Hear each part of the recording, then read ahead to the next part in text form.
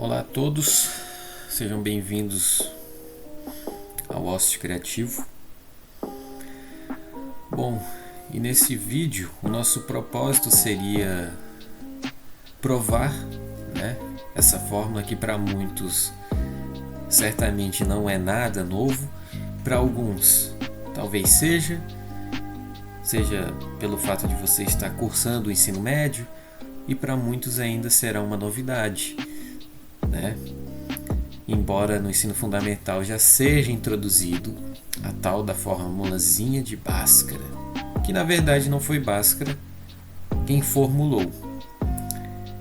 É somente no Brasil que foi atribuído a Bhaskara por um erro de notação, e acabou se perpetuando assim. Vale mencionar que na época de Bhaskara sequer existia a concepção, a ideia do que conhecemos hoje como fórmula. Ou seja, na época de Bhaskara existiam o que eles chamavam de regras. Ou seja, para resolver equações, eles escreviam por extenso. Então, como se fosse uma forma de um poema, digamos assim. Um poema resolvendo uma equação. Certo? Então, nosso propósito aqui é provar de forma trivial, de forma simplória, essa equação, ou melhor, essa fórmula, que no mundo todo é conhecida como fórmula resolutiva de uma equação de segundo grau. E para isso, vamos nos valer de completar quadrados. Para quem não conhece,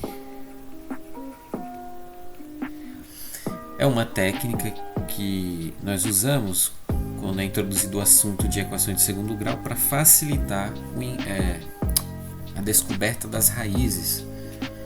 Então, basicamente, é nós tornarmos um polinômio do tipo, um polinômio do tipo α2, 2α beta, mais beta 2, em sua forma fatorada, ou seja, em algo desse tipo. E aí então fica fácil descobrir as raízes. Isso basicamente consiste o método em completar o quadrado. Bom, sem mais delongas, vamos então à demonstração. Vale ressaltar que na nossa expressão ax2 mais bx mais c igual a zero, o coeficiente a deve ser diferente de zero, dado que, uma vez ele sendo zero, todo esse termo é zero e recaímos em um polinômio do segundo grau, ou melhor, um polinômio do primeiro grau, e não configura uma equação do segundo. Óbvio, Além disso, os coeficientes b e c são reais. Ok, vamos lá. O primeiro passo que eu gostaria de fazer, reescrevendo aqui novamente, é subtrair c dos dois lados da igualdade. Ok? De forma que nós ficamos com ax2 mais bx igual a menos c. O equivalente seria passar o c para cá. E nós aprendemos assim historicamente nas escolas. Aqui pensando aí na regra, das equações, o equivalente seria a subtrair o c dos dois lados.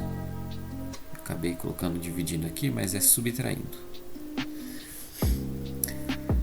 Depois disso, vamos dividir toda a equação por a.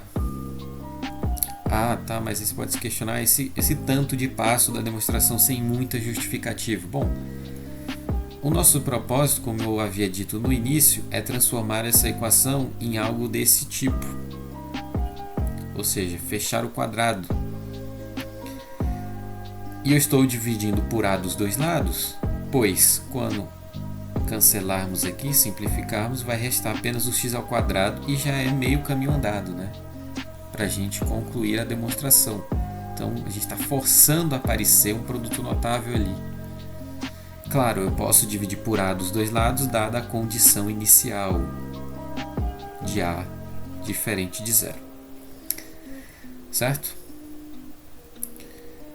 Se e somente se, ficamos com x2 mais bx sobre a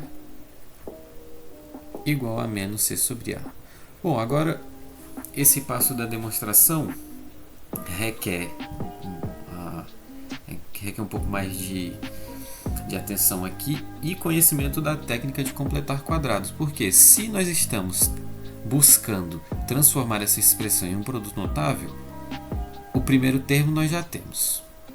O termo do meio, se nós fizermos a volta, aqui deveria ter um 2, certo?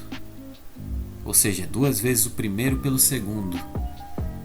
Só que nós já sabemos que o primeiro termo é x, o segundo termo deve estar relacionado com b e com a.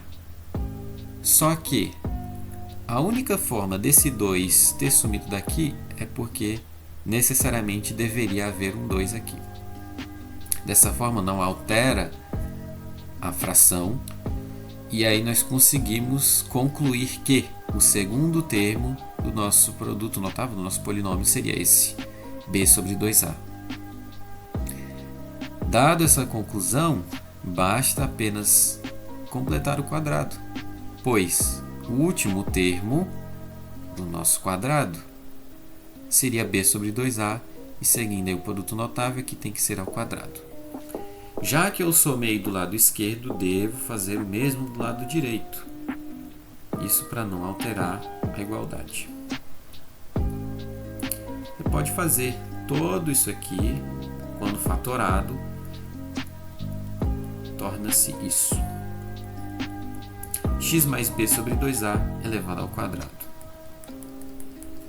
Bom, isso é um passo importante da demonstração. Se você pensar um pouquinho, e quem já conhece a técnica de completar quadrados vai chegar na mesma conclusão. Portanto, nós temos x mais b sobre 2a ao quadrado igual, rearranjando esses termos, nós temos b2 sobre 4a2, opa, aqui faltou o quadrado, menos c sobre a. Realizando o MMC aqui, o que nós temos? Repito, lado direito, lado esquerdo.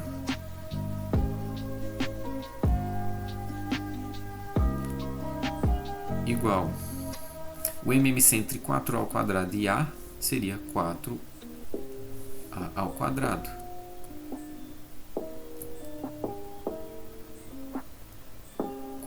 Ao quadrado. 4 ao quadrado dividido por 4 ao quadrado é 1. Então, repete o B2 menos. Pega 4 ao quadrado, divide por A, é 4A, multiplica em cima. Para quem já está familiarizado com a fórmula, esse termo aqui a gente chama, popularmente de delta. Então, a demonstração está quase se formulando totalmente. Após esse passo, vamos extrair as raízes dos dois lados.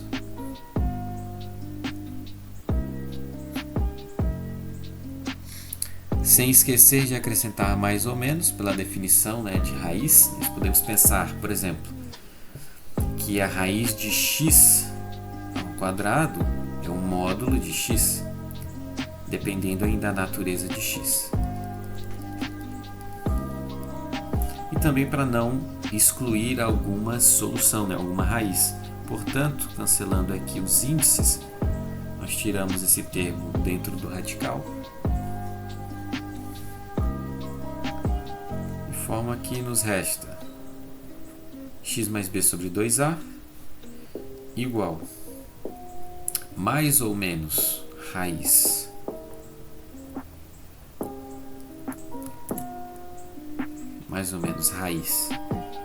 de b2 menos 4ac, e embaixo eu já posso extrair a raiz do 4 ao quadrado, que seria 2a. Dessa forma, eu subtraio b sobre 2a dos dois lados, ou seria o equivalente a passar isso aqui subtraindo. Nós temos o seguinte, portanto, que x é igual a menos b sobre 2a, mais ou menos raiz de b ao quadrado menos 4ac, também sobre 2a. Bom, e nesse momento aqui nós já podemos concluir que está provado o que foi pedido, né? Então, como queríamos demonstrar. Só que dá para arrumar ainda, né? Da forma que conhecemos. Jogando todos para o mesmo numerador. B2 menos 4ac, tudo isso sobre 2a. Bom, e se o objetivo do vídeo não era unicamente provar isso, e muito menos trazer algum método totalmente fora da caixa, o objetivo maior desse vídeo não era provar essa fórmula, mas sim propor uma grande reflexão sobre como nós enxergamos isso, seja na sala de aula principalmente, seja na nossa caminhada como estudantes das ciências exatas como um todo. Então, sempre vai ocorrer aquela grande pergunta que muita gente já deve ter ouvido ou até mesmo perguntado. E eu até mesmo já fiz essa pergunta. Para que serve isso aqui? Para quê? Qual o intuito, né? Como eu vou usar isso aqui na minha vida, professor?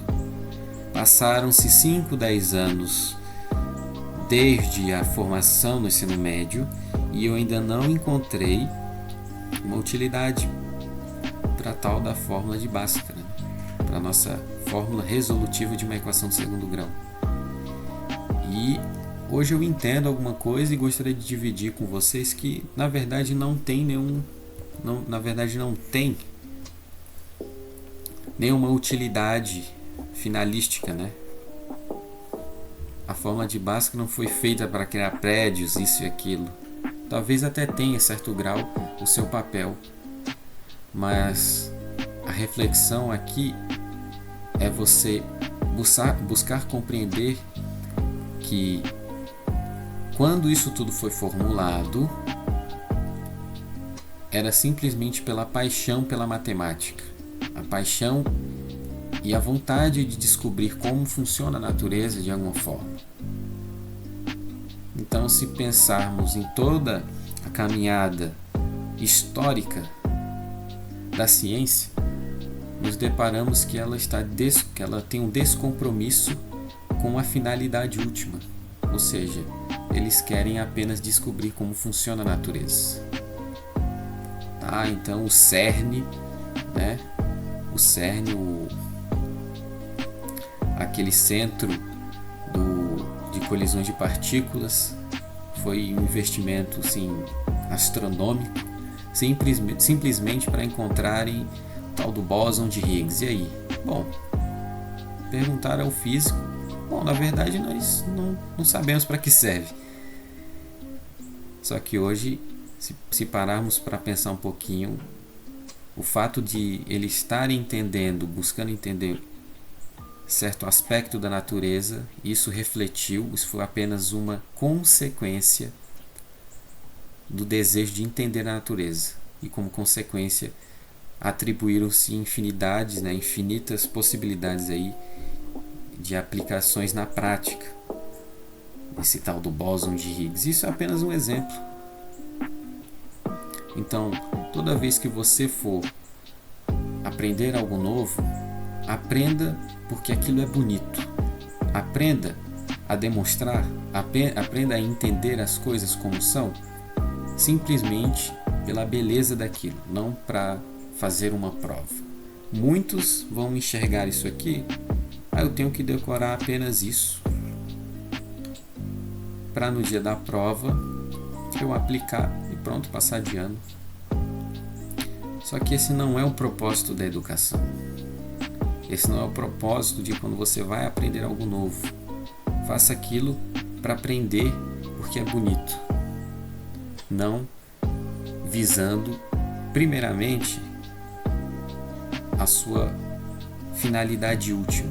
Eu quero passar numa prova, eu quero passar no vestibular, eu tenho que passar nesse semestre na faculdade. Abra o livro e estude aquilo, aproveite aquele momento. E como deixa, eu gostaria de mencionar uma frase belíssima de um grande físico chamado Richard Feynman. Muitos devem conhecer. Só que é uma frase que resume todo esse vídeo, né?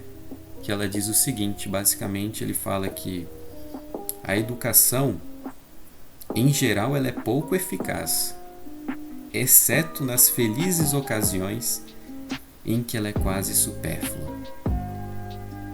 Ou seja, nos momentos em que existe ali o descompromisso com a finalidade última, é que a educação de fato transforma uma vida, transforma uma pessoa e fala, nossa, é para isso que a gente senta e aprende assuntos e busca entender um pouco mais da nossa realidade, das ciências. Então esse de fato seria um pouquinho, né, o que é a educação. Então é isso, senhores, essa é a minha deixa. Um abraço a todos e até uma próxima.